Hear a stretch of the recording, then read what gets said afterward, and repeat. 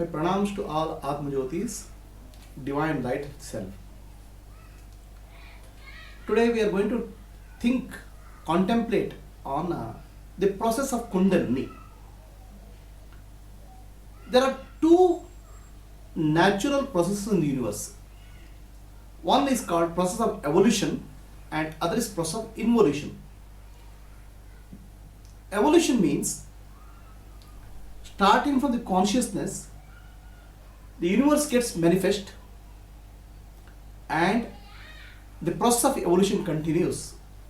This is probably what was discovered during scientific discoveries, the process of evolution. From the lower animal form to more and more complex animal form, there is a evolution. So what happens during the evolution process is the consciousness, the supreme reality, gets differentiated into multiple objects, multiple living beings, and keeps on building complex systems, complex beings, right? Starting from amoeba, plant, fish, amphibians, animals, to human beings. That's a process of evolution. The yoga speaks of a process of involution also, where after reaching a level of evolution, the consciousness seeks itself. The consciousness wants to find itself. During the process of evolution, the consciousness, supreme consciousness, associates with objects, creates the objects, associates objects, experiences the creation. During the process of involution, the consciousness wants to experience itself, to go back to the source. This is the process of involution. So there are two processes, evolution and involution. In yoga we speak of two terminology for this. It's called Maya and Kundalini. The Maya is the process of evolution. Yama iti Maya. What is not there, it appears to be there. So the consciousness in the process of differentiating and creation, it conceptualizes the universe in itself, and there's a gradual differentiation. So it's a yama, it is not there. In sense, all these conceptualization is within the consciousness itself. Like, for example, you had a dream, a beautiful dream. In a dream, you went for a holiday, enjoyed the seashore, had a good bath, met your friends, but when you woke up, you were sleeping on your bed. Now, where all these things happened? All these things happened as a part of the mind. The mind itself appeared as the seashore, as your friends, and as yourself enjoying. Similarly, the consciousness itself differentiates itself, appears itself as universe, and experiences the universe. This is the process of Maya or differentiation. Now the consciousness has its own many faculties. The energy, the faculty of consciousness is called energy. Energy is nothing but consciousness in motion. The consciousness uses the energy for the purpose of creation. So the energy is, your body is a energy, your mind is energy, your intellect is energy, your faculty of seeing is energy. The world is nothing but condensed energy. The energy itself can exist in three states. Frozen state, a state of movement, a state of expansion. I mean, to give a analogy, the water can exist as vapor, where it's fully expanded. Water can exist as water, which is flowing, and water can exist as ice cube, which is frozen. So these are the three states of water. These three states of water also represent the possible states of energy the expanded state, the flowing state, the frozen state. So these are the different states of energy. The consciousness uses energy for the purpose of creation. And after creation, the energy, a part of the energy which is residual energy, is there in human beings, and this residual energy is in potential form or frozen form, and that's called Kundalini. So there are two processes, process of evolution and process of involution. After the evolution process, some amount of energy which is there, or a large amount of energy which was there used for creation, is kept for involution purpose, to go back to consciousness, and this energy is called Kundalini. So Kundalini, you can think of a potential energy, whereas the energy in the creation is a kinetic energy, movement, energy in movement. So yoga addresses the question, how do you use this energy of Kundalini to go back to the source, to the consciousness, to your own self, to the inner self. That is the process of yoga. So there is evolution and there is involution. Evolution is expression of consciousness in the form of universe, and the experience of universe by the consciousness. Involution is going back to consciousness, experiencing the consciousness itself. This is the process of involution. This is called Maya and Kundalini. Now in our Soham Kundalini Kriya practice, we teach the process of involution. How do you take your awareness from the creation, from the world, back into your body, and from the body to the spinal cord, and from the spinal cord to the nervous system, to the center of awareness, top of the head, and experience your true nature, which is supreme reality, pure awareness. So this is actually what is called Soham Kundalini Kriya. For this, we need to understand some amount of some background about the Kundalini, the process of Kundalini. The Kundalini Shakti is energy, and energy flows through various channels in the body and universe. These channels are called nadis.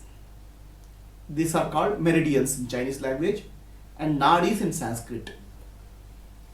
Nadi means, it comes from the word nada, means vibration. So the energy flows through various degrees of vibration in the human body. The energy is stepped up or stepped down through transformers in the human body.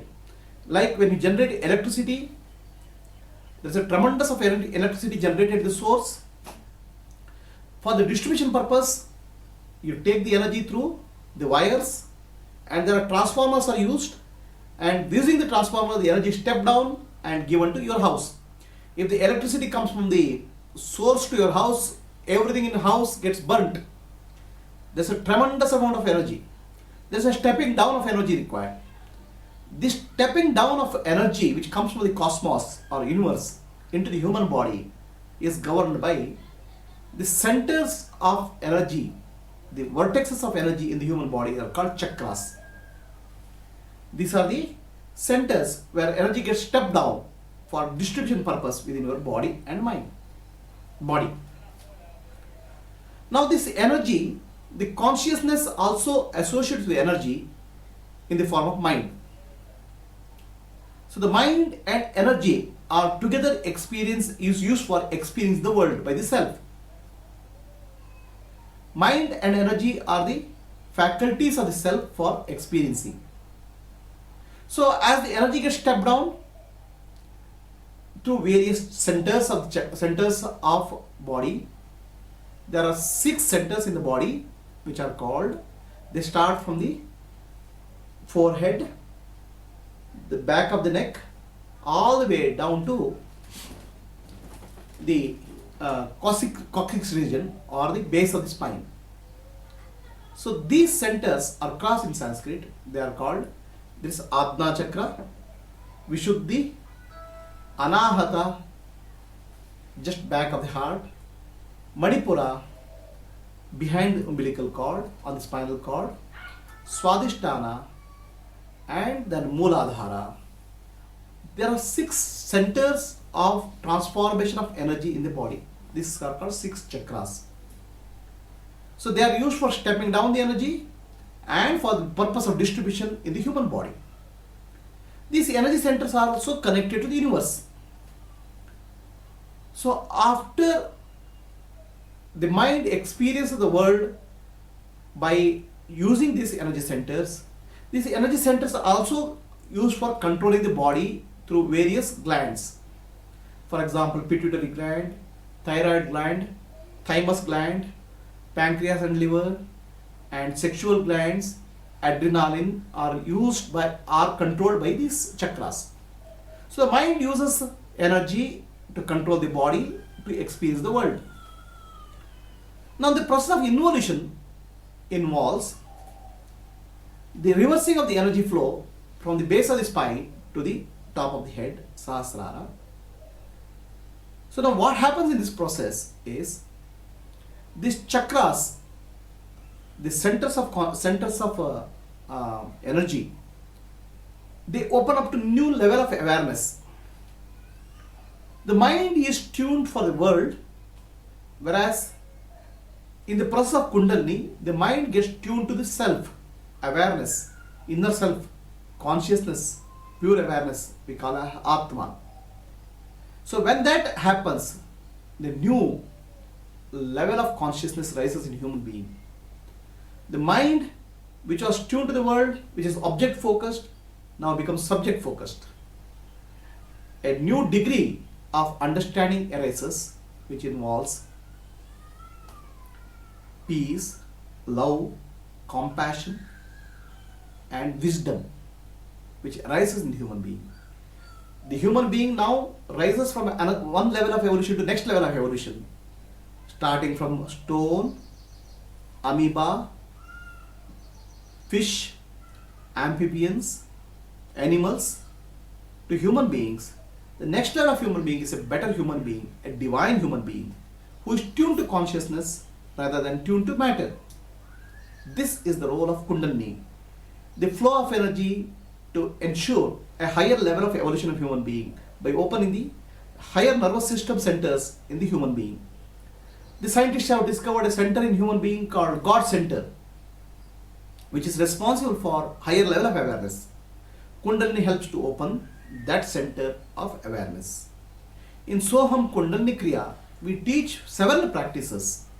Each of these practices helps you to go inwards, take your awareness from lower center of consciousness to higher and higher center of consciousness, so that you can experience the divine center in you, the God center in you, called Sahasrara, or the seventh chakra. Seventh chakra is beyond the physical dimension of human being, and experience of the seventh chakra is what is called enlightenment. And the enlightened mind is able to perform in a better way in the world with much more clarity, peace, love, and compassion. So this is what we teach in Soham Kundalini Kriya. The practices which are given in this Kundalini Kriya are time tested, age old, ancient yogic practices which are handed down from the master to disciple or generation to generation. I am teaching here the practices which my masters taught me over a period of time, and for my students I am teaching them. This has to be learned in a proper manner in a master-disciple relationship, because each of these are very accurate techniques which can lead to higher and higher level of consciousness. So what are the techniques which we teach? Here we teach the technique of meditation on pranava, or the primordial sound. We teach the technique of Jyotirdhyana, meditation on the light, inner light, outer light. We also teach the chakra dhyana, where energy moves from one center to other center, and various others. The objective of these practices is to make the mind, take the mind from the grosser mind, to make it more and more subtle, move the energy from the lower centers of consciousness to higher center of consciousness, so that you can experience the divine center of consciousness in you. That is the purpose of these practices. So learn Soham Kundalini Kriya, and it has to be learnt in a proper manner, in a very disciplined way, as we teach in the classes. Learn it, practice it, and in the process you will evolve into a beautiful human beings. You will experience the divinity in you, the divine center in you, the self or the supreme self, Atman, is in you. What we say, you are the light of the self, Atma Jyoti. The light of self is nothing but universal light, light of consciousness. The universal light, the divine light, is operating through you. You can experience that as a human being. That's your birthright. That's what yoga teaches. So this is the practice of Soham Kundalini Kriya.